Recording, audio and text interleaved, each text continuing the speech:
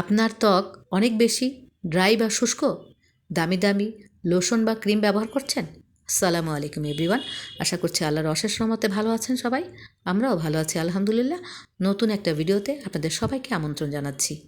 আজকে আমি শুষ্ক বা ড্রাইনেস ত্বকের জন্য ঘরোয়া কিছু উপায় আলোচনা করব, যা আপনার ত্বককে করবে প্রাণবন্ত আর সুন্দর। 1 নাম্বার হলো, গোসলের পর যদি আপনি ভেজা ত্বকে নারিকেল তেল লাগান তাহলে ত্বক ময়শ্চারাইজ থাকবে। 2, শোবার আগে ত্বকে সামান্য অলিভ অয়েল লাগালে শুষ্ক ত্বক নরম হয়।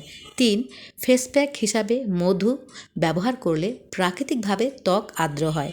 4, খাঁটি অ্যালোভেরা জেল শুষ্ক ত্বকে লাগালে দ্রুত আরাম মেলে।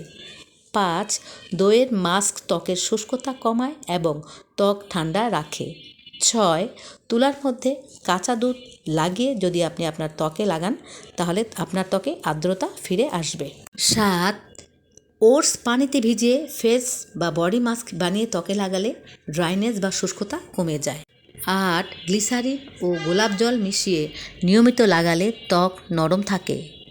9, পর্যাপ্ত পানি পান করুন, কারণ শরীর ভেতর থেকে হাইড্রেটেড থাকলে ত্বক শুষ্ক হয় না।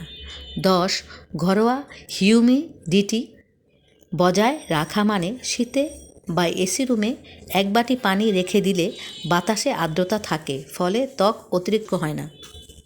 এগুলোর সাথে সাবান বা কেমিক্যাল যুক্ত পণ্য কম ব্যবহার করুন এবং ভিটামিন ই সমৃদ্ধ খাবার বেশি বেশি খাওয়ার চেষ্টা করুন। সম্মানিত ভিউয়ার্স, আজকে এই পর্যন্ত।